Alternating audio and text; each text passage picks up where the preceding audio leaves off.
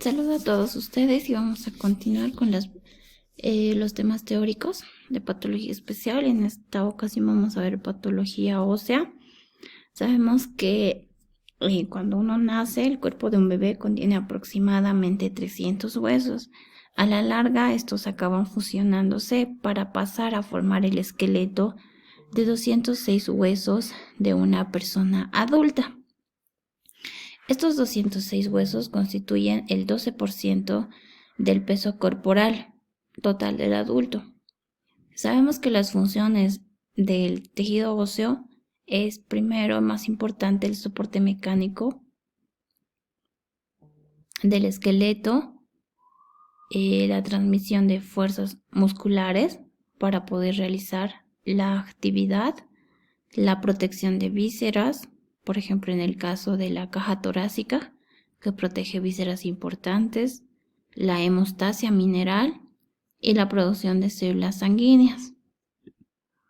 Dentro del contenido de este tema vamos a ver desde la estructura y función, vamos a ver trastornos y desarrollo del cartílago y hueso, vamos a ver trastornos adquiridos del hueso y cartílago, como la osteopenia y la osteopetrosis, algo de la enfermedad de Paget, hiperparatiroidismo y osteodistrofia renal.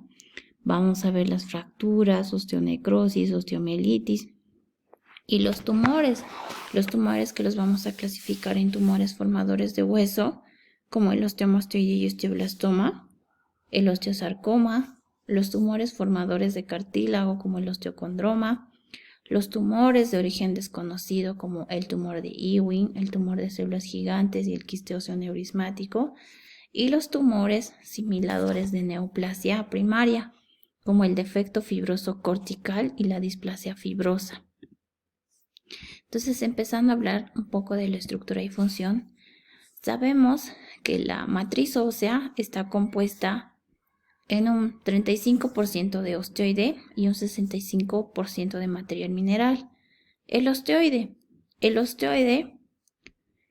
ese está formado por colágeno tipo 1, una menor cantidad de glucosaminoglucanos, osteopontina como la osteocalcina, que lo producen los osteoblastos.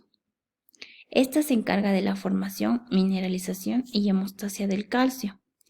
Entonces, todo esto puede ser dosificable o cuantificable en suero. Y entonces vamos a ver, cuantificando esto, la cantidad de actividad osteoblástica. La matriz ósea se sintetiza en dos tipos de tejido óseo, que es el reticular y el laminar. El tejido reticular está en el desarrollo fetal y en la reparación, como en procesos de fractura. Y el tejido laminar es nuestro tejido óseo maduro, o sea, propio del adulto. Y nuestro tejido laminar se va a dividir en hueso compacto y en hueso esponjoso. El hueso compacto está dado por un sistema de láminas concéntricas, los sistemas de Havers.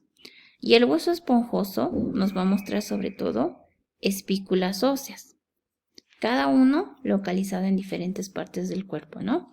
Entonces, el tejido reticular, vuelvo a repetir, se da en desarrollo fetal y en procesos de reparación.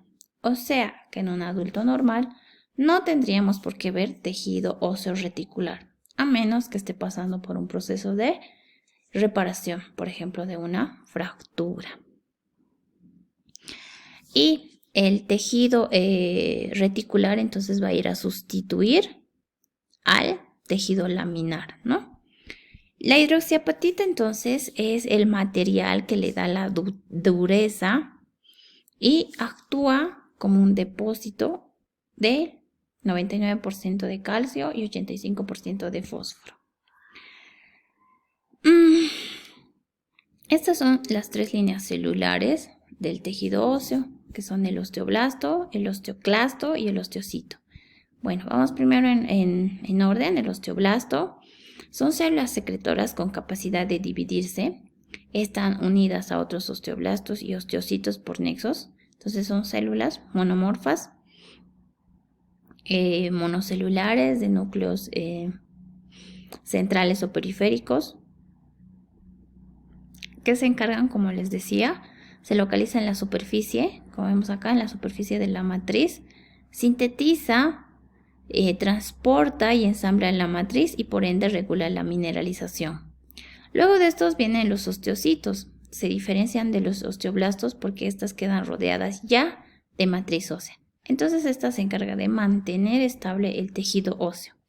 Regula la concentración de calcio y fósforo y son los que se encargan de la mecanotraducción, o sea, detectan fuerzas mecánicas y las convierten en actividad biológica.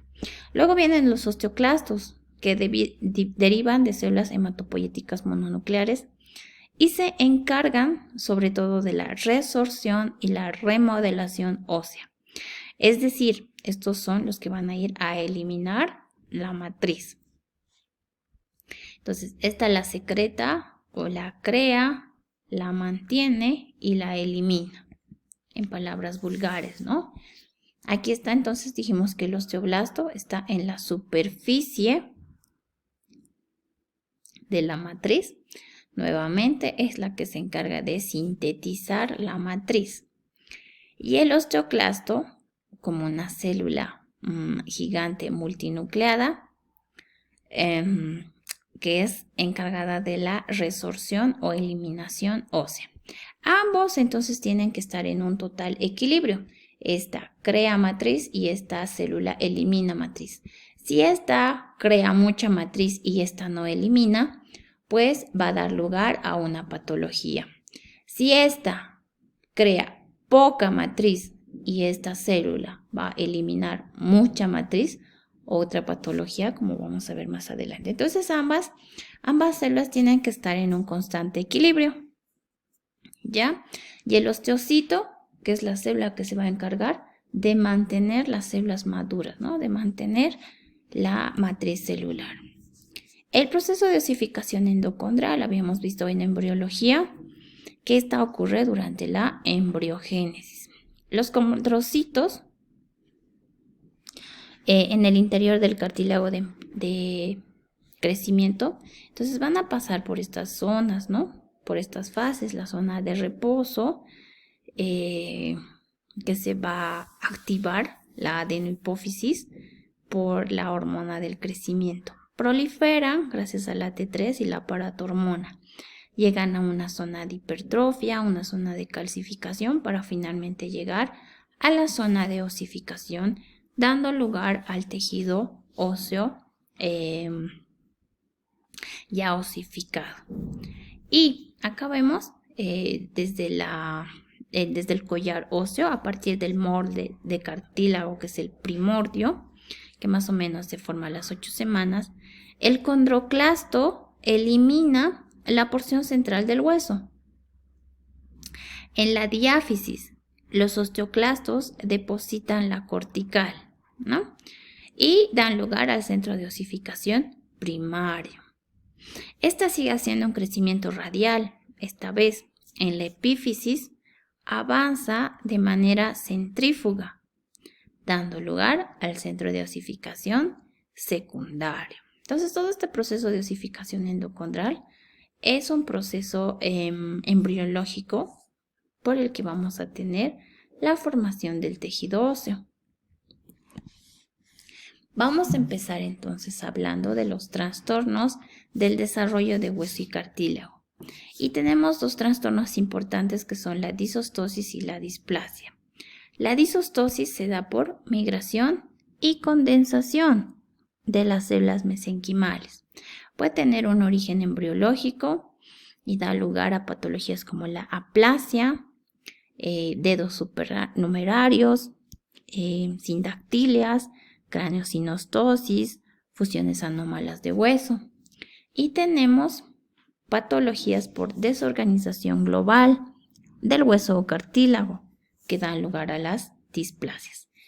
En este capítulo en especial, la displasia en tejido óseo implica un crecimiento anómalo. No implica, como en los otros temas, una atipia, Simplemente, y esta es pregunta de examen, en tejido óseo, la displasia implica un crecimiento anómalo, causadas por mutación de genes que regulan el desarrollo o remodelación. Y dentro de estos trastornos vamos a tener muchos defectos, ¿no? Defectos en las proteínas nucleares y factores de transcripción que, por ejemplo, van a dar lugar a la braquidactilia, a la displasia cleidocraneal también. Tenemos los defectos en las hormonas y proteínas de transducción, por ejemplo, la acondroplasia, que es causa de enanismo, retraso del crecimiento del cartílago.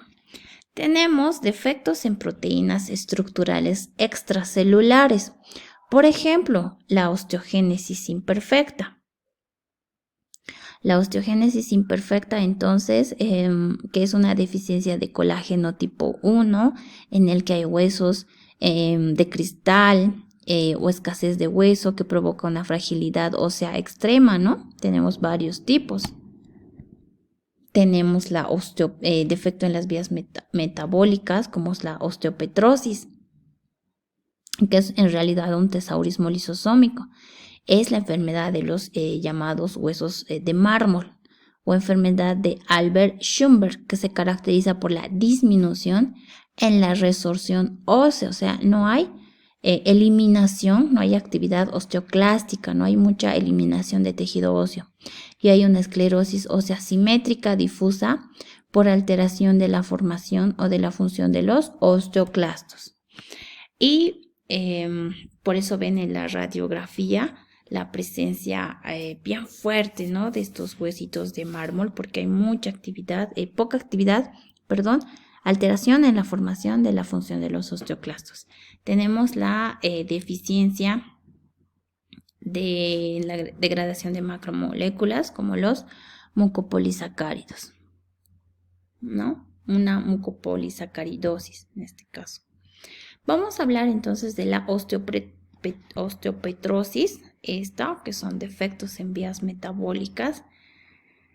Y la osteopetrosis es también llamada la enfermedad del hueso de mármol o enfermedad de Albert-Schumberg. Está causada por una disminución en la resorción ósea y esclerosis ósea simétrica difusa por alteración de la formación o función de los osteoclastos. Entonces aquí, como están alterados los osteoclastos, no hay una eliminación adecuada de tejido óseo. ¿Qué vamos a ver entonces acá? Vemos acá la radiodensidad ósea normal, pero aquí vemos un claro aumento de esta densidad ósea, o sea, básicamente son huesos blancos radiográficamente porque hay mucho tejido óseo, o sea, no se está eliminando el tejido óseo. Entonces vemos la calidad pétrea, nosotros le llamamos a los huesos, pero estos son frágiles. Entonces existe una actividad deficiente de los osteoclastos de los huesos. Carecen de cavidad medular, o sea, no hay esta cavidad medular porque todo es osteoclasto, osteoblasto. Sobre todo se dan en los huesos largos, los vuelven bulbosos. La esponja primaria que se debería eliminar durante el crecimiento persiste, lo que da lugar a que no haya hematopoiesis. O sea, aquí son, como vemos acá, matriz hematopoyética clara. No se están formando las células hematopoyéticas de forma adecuada porque están siendo reemplazadas por tejido óseo, ¿no? Entonces, no están eliminando de manera adecuada las células a través de la actividad osteoclástica. Entonces, los huesos, si bien se ven de una calidad pétrea, no está cumpliendo una de sus funciones, la médula, la de crear células hematopoyéticas, ¿no? Entonces, esto va a generar diferentes desórdenes, incluso inmunitarios, al no haber, repito, la actividad hematopoyética.